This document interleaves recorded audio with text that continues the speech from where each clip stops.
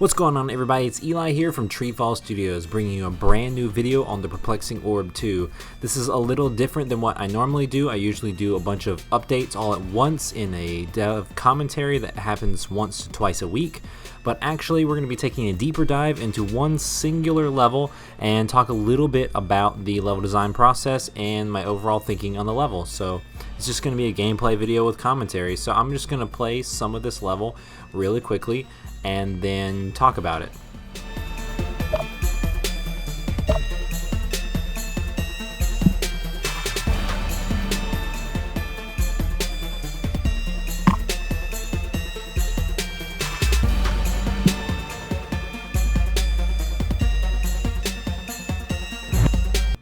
Okay, so this level is just one of my favorites that I've ever made for this game. There's just so much going on. Let's just start talking about each little thing. So first off, this is an industrial style theme. I absolutely love it. We've got a smog, fog type of skybox, and you can see these industrial smokestacks are coming out of the ground here.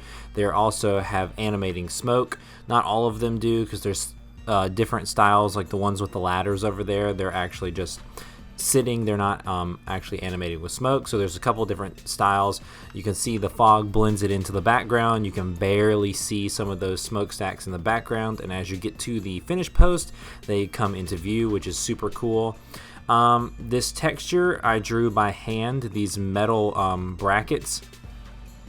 One of my favorites by far. Took me a while to get it right because the PlayStation and the computer both kind of rendered these little metal bars too much with like the anti-aliasing and stuff, and there was a lot of flashing, but I finally got it to an acceptable level.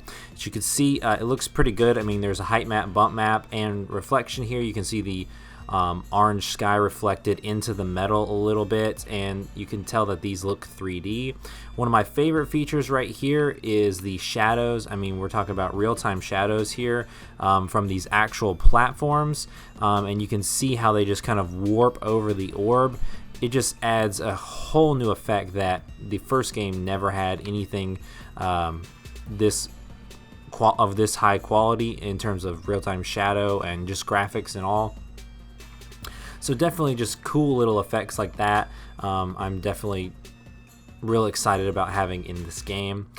These buttons, this whole button system is super skill based. So right here you can see there's just one button and there's nowhere to go except for the button, so it kind of just leads the player to realizing, oh, I can press in the button. It makes a sound and it animates. And then you have a certain amount of time for each button before it clicks up, and then the platform slides back. So this first one's pretty quick, so if you just ride with it, you got to do a little bit of rolling with it, but then you can actually access the secret area over here, roll up here and grab these artifacts, and it just warps you right back to the start, and then you can just drop back down and boom, you're back in the beginning. So if you're trying to get 100% and get the artifact tokens on all the levels, you got to do that first when you kind of look at this level here. So that introduces you to the button system, and you go across that little hallway or platform walkway, I guess, and now you're greeted with a more complicated button system. There are now 3 buttons and 3 moving platforms, and I've tested this a ton of times in order to make it possible, but extremely difficult. And I moved all the platforms to where you cannot only use some of them and then jump. Like, let's say you press this button right here, this first one, and then ride it all the way to the top. It is actually impossible for you to jump all the way to the end.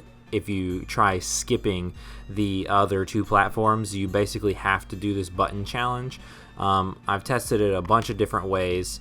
So yeah, if you get all the way up here and then you try to do this, you cannot make it. So you basically have to press all 3 buttons in time and get across the bridge. So when you press this first button, that one moves this way. Then this challenge is not so bad. There's just some alternating platforms you have to jump onto. That moves the second button. And then over here is the most tough challenge. You have to press this one and then try to ride these backwards boom. Then you got to roll up extremely quickly. See, that was even too slow, just by a hair, to get across the entire platform, so you have to do it again. So this is definitely one of my favorite levels that I've created for this game. I've been just thinking about it so much that I could do an entire world set on this type of challenge. Like, you know, the first level would only have like one of these, the second level would have like two, and then you would be like growing the difficulty per level, and then this type of level right here would be towards the end in terms of difficulty. But maybe I could even do some harder levels after that. I considered it, but I'm not exactly sure that I want to do that, just because this feels like a very complete bonus level. It's really cool, and it fits with the bonus themes of the rest of the game. Each one is difficult in its own right. They get increasingly difficult as you progress through the entire game, and they are very different than the rest of the worlds in the game. So I'm thinking I'm going to leave this to just this singular bonus level. But let me know what you guys think about this level in the comments below. What do you think about the whole theme, the art, the music, the platforms, and the challenges with the buttons?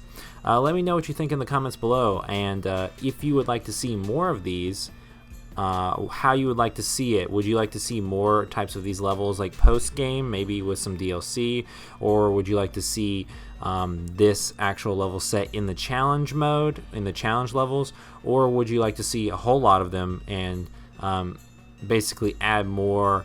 Instead of just a bonus level, make it into a bonus world? I'm up for suggestions. I'm pretty sure I'm going to leave it to just the bonus world and maybe add a challenge level, but I would love to hear what you guys think. So if you guys like this video, it's a little bit different than what we normally do. I'm going to start doing a couple more of these shorter, deeper dives into a single area of the game with different games that we're working on in the future outside of the weekly devlogs. So if you liked it, please hit that thumbs up button and let me know what you thought in the comments below.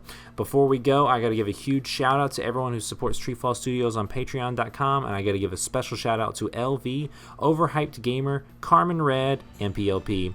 Thank you for what you do for TreeFall Studios on patreon.com. Without further ado, guys, I'll catch you in the next video.